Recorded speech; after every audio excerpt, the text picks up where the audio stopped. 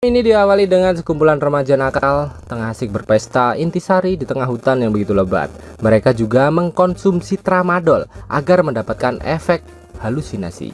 Lalu setelah pesta berakhir, kita akan diperkenalkan pada kedua gadis cantik yang berambut pendek bernama Sloan. Sloan merupakan gadis periang, supel, gampang becek, dan sangatlah hot banget. Sedangkan yang rambut panjang bernama Katie. Katie ini merupakan gadis yang pendiam, polos, nurut banget sama Sloan, tapi menyimpan jiwa yang buas di dalam dirinya. Kalian penasaran? Oke. Kedua gadis ini memimpikan perjalanan belanja di New York City. Akan tetapi keinginan mereka harus tertunda dikarenakan tidak memiliki cukup uang, dan ditambah biaya belanja juga pastinya sangatlah mehong, sehingga membuat mereka memutuskan untuk open BO dan bekerja di pertanian organik yang dibimbing paman mereka, yang kebetulan pamannya adalah seorang anggota FBI bernama Jason. Pada keesokan harinya, Jason mengajak kedua gadis cantik ini pergi ke apartemennya untuk tempat tinggal sementara. Lalu ketika waktu sudah pagi dan matahari sudah terbit, Jason mengantarkan Katie dan Sloan ke pemberhentian bus yang akan mengantarkan mereka ke pertanian organik. Sebelum itu, Jason memberikan kode rahasia kepada mereka untuk berjaga-jaga saat mereka berkomunikasi kepada Jason. Mereka harus menggunakan kode seperti kata Apple, dan kode itu setiap harinya harus diganti. Hal itu dilakukan karena ia tak mau kalau serabi lempit keponakan tercintanya dimiliki orang lain. Kemudian setelah Jason pergi, karena kedua gadis itu kebelet pipis dan udah di ujung itil, akhirnya mereka menumpang pipis di coffee shop. Namun tak lama kedua pria tampan bernama Jack dan Lucas datang ke tempat yang sama sembari memandangi Sloan dengan pandangan yang begitu mesum. Tampak mereka tertarik kepada kedua gadis ini dan mencoba berkenalan. Katie dan Sloan mengatakan tujuan mereka untuk bekerja di pertanian organik. Kebetulan juga Jack dan Lucas mengaku sebagai pengelola di pertanian organik tujuan mereka. Dan dengan rayuan buaya mereka mencoba memberikan tumpangan kepada Katie dan Sloan. Awalnya kedua gadis ini menolak, akan tetapi karena Sloan sudah terlanjur becek melihat pantat seksi Jack ya, akhirnya Katie dan Sloan ikut menumpang dan melanjutkan perjalanan bersama-sama tanpa menyadari hal buruk akan segera terjadi.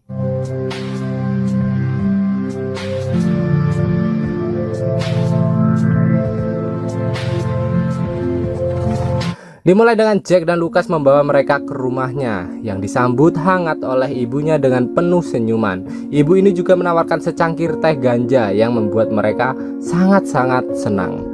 Tapi selang beberapa saat, Sloan yang sudah terbiasa pakai narkotik, ia menyadari bahwa mereka telah dibius. Tanpa berpikir panjang sebelum pingsan, Katie dan Sloan mencoba melarikan diri. Akan tetapi usaha itu sia-sia saja, karena Jack dan Lucas berhasil membawa mereka kembali ke rumah mereka.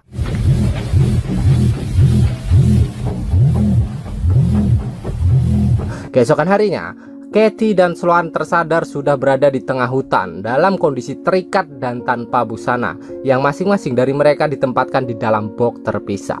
Kini jiwa barbar mereka seketika hilang. Yang ada hanyalah ketakutan dan kecemasan. Yang bisa menggambarkan perasaan mereka kali ini hanyalah tangis histeris yang membanjiri pipi mereka. Tak lama Jack datang dengan membawa senapan dan mengejek kedua gadis ini dengan membalas berteriak meminta tolong, seolah mengatakan percuma kau berteriak, tak akan ada seorang pun yang mampu menolongmu. Lalu Jack menginstruksikan mereka untuk menikmati fasilitas dan membersihkan diri di dalam box masing-masing. Tak lama setelah itu datanglah seorang pria bernama Boris. Boris ini merupakan salah satu bagian dari kelompok yang ternyata sedang menggenggam ponsel Katie. Boris di sini menyadari kalau gadis ini sedang dipantau oleh Jason dan meminta kode rahasia yang diberikan Jason. Akan tetapi Boris tidak menyadari kalau setiap hari kode itu harus diganti. Selanjutnya Katie dan Sloan dipaksa mandi di depan para pria bejat ini, dan tiba-tiba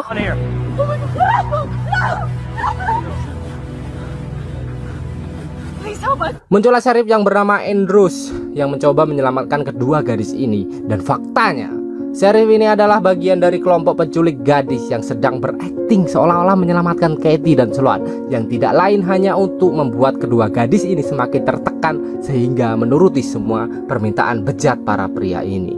Dan tentu saja kita tahu apa yang akan dilakukan Sheriff bejat ini, ya merenggut keperawanan Sloan hingga ia menangis tanpa air mata. Ternyata tujuan mereka menculik kedua gadis ini tidak lain tidak bukan hanyalah untuk memuaskan nafsu bejat para pria penduduk desa. Dimulai dari pria culun rambut gondrong namun psikopat karena memperkaos Katie dan menyakiti Katie di dalam box.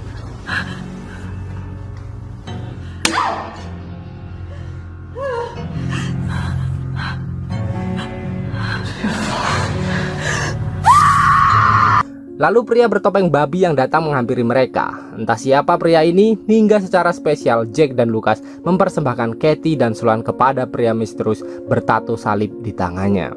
Karena melihat Sloan sangatlah seksi, lagi-lagi Sloan harus mendapatkan pelecehan dan siksaan dari si babi ini lagi. Si babi dengan brutal menyiksa Sloan hingga Sloan tampak depresi dan tak bisa berkata-kata.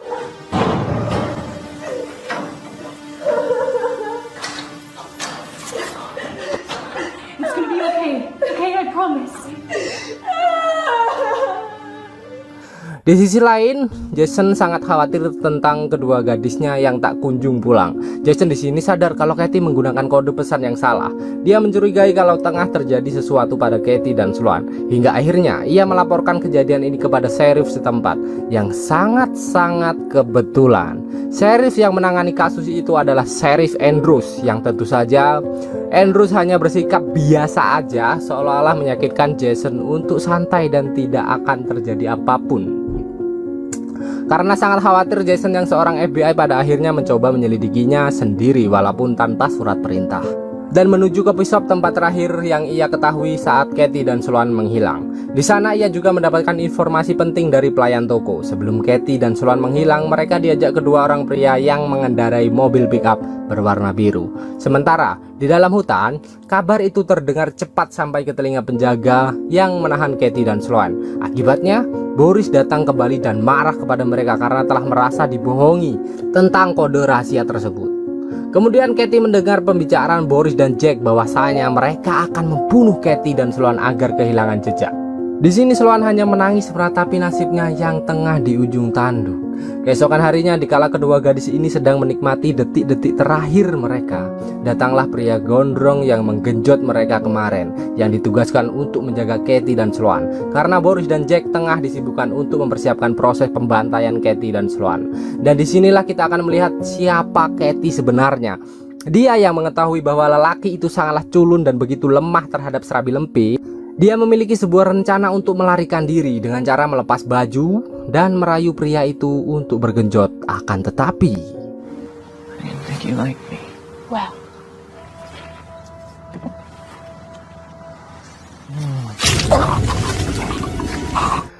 Katie dengan brutal menggigit pria itu hingga tewas di tempat, lalu berhasil membuka borgol yang mengikat itil mereka.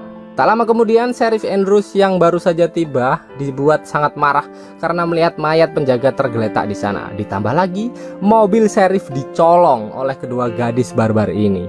Setelah berhasil kabur dan hendak pulang, Katie dan Sloan tak sengaja bertemu dengan kedua gadis bersemangka jubu. Dan saat itu juga jiwa barbar mereka kembali muncul, yang memutuskan untuk membalas dendam karena nggak dibayar setelah dipakai. Waduh. Yang dengan santainya bergelenggong mengenakan sempak ke toko bangunan untuk berbelanja kebutuhan psikopat.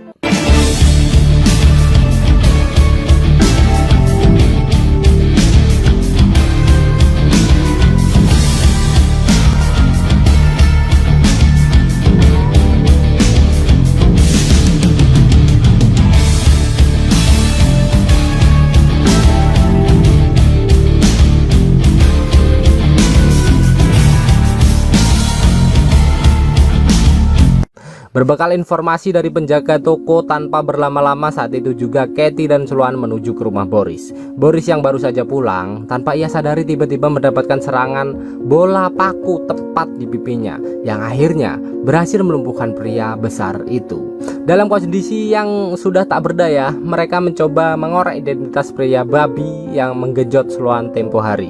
Setelah mendapatkan informasi dan sebuntal uang, Katie dan Sloan tanpa basa-basi langsung menyiksa Boris dengan memaksa masuk tongkat paku ke dalam bokongnya dan membiarkan Boris mati secara perlahan.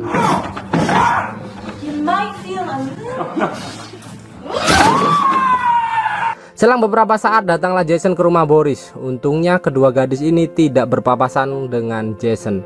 Dan saat Jason masuk, betapa terkejutnya ia ketika melihat lubang yang menganga berlumuran darah. Lalu Katie dan Sloan segera menuju ke target berikutnya, yaitu pria babi.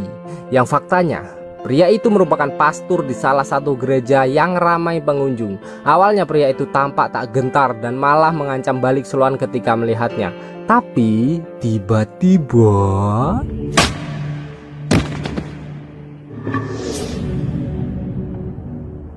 setelah berhasil melumpuhkannya, siksaan berikut yang mereka lakukan sangatlah amat begitu kejam menurut saya. Mereka menyeret pria ini keliling desa sampai tubuhnya tak lagi berbentuk. Namun pria ini tetap ngoceh dan mengutuk kedua gadis dengan doa-doa yang gak masuk akal. Lalu lanjut membakarnya secara hidup-hidup. Waduh, ngeri cuy. Yang saya heran, kenapa kok nggak ada penduduk yang lihat waktu diseret ya? Padahal kan banyak perumahan. Entahlah, namanya juga film ya.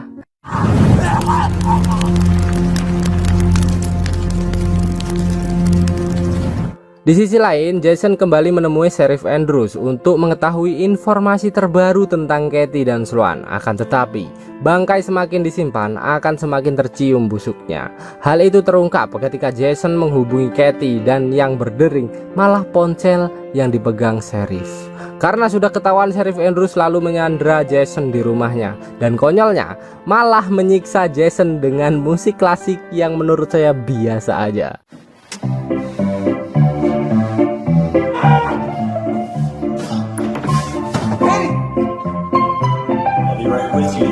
Sedangkan Sheriff sedang disibukkan mencicipi gadis baru hasil penculikan mereka.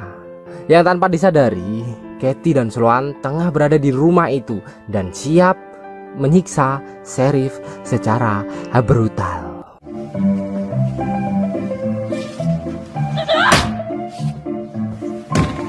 Setelah Sheriff berhasil dilumpuhkan, di sini mereka lalu mencoba sebuah permainan yang bernama Russian Roulette. Apa itu Russian Roulette, Bang? Ya, dulu saya udah pernah jelasin. Jadi kalian tonton aja videonya, link ada di komentar. Oke, kalau nggak ada ya udah lupa berarti saya. Di sini mereka menyiksa Sheriff dengan menghancurkan mentalnya, sama seperti saat Sheriff menjatuhkan mental mereka kala itu, dengan bergantian menembakkan pistol jenis revolver yang diisi satu peluru dan bergantian saling menembak tanpa henti. Hingga akhirnya mereka benar-benar membunuh Sheriff di depan para gadis Sandra bersemangka mantap ini.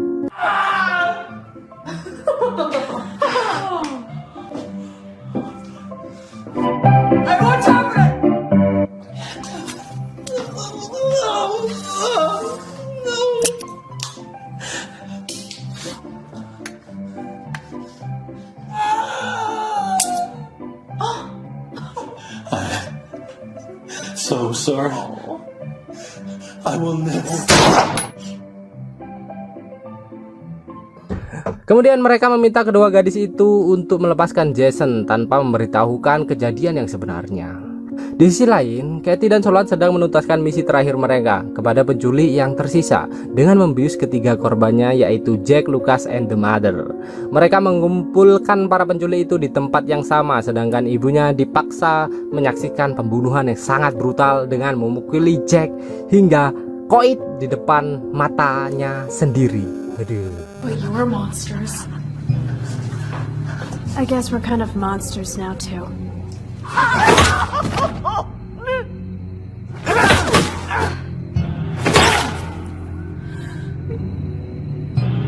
So glad you got to see. Lalu karena mereka melihat Lucas adalah pria yang lumayan baik, mereka mencoba memberi kesempatan untuk hidup. Akan tetapi harus membunuh ibunya sendiri. Tentu saja Lucas yang seorang anak penyayang tak sanggup membunuh ibunya sendiri. Dan tiba-tiba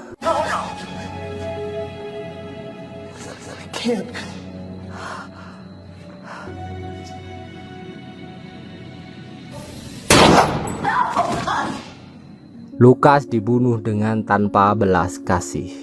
Dan untuk yang terakhir, Katie dan Sloan memberikan kejutan yang amat sangat mengerikan menurut saya, dimana mereka dengan sadisnya bergantian mencabik-cabik tubuh sang mother dengan menggunakan mesin cuci.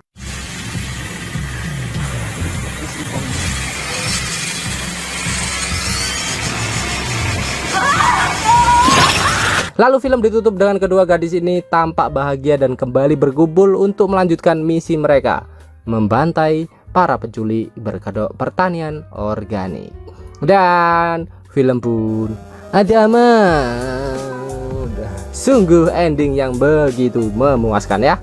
Dan sekali lagi saya mengingatkan kalau balas dendam itu nggak bagus. Dan kalau kalian menganggap di film ini endingnya bahagia kok bang, nggak apa-apa aku balas dendam, itu semua cuma cerita fiktif aja. Kalau aslinya orang-orang yang pendendam biasanya tuh matinya cepet coy. Contohnya kena stroke gitu, serangan jantung, terus kelilit utang, terus jatuh di kamar mandi, pokoknya jelek lah.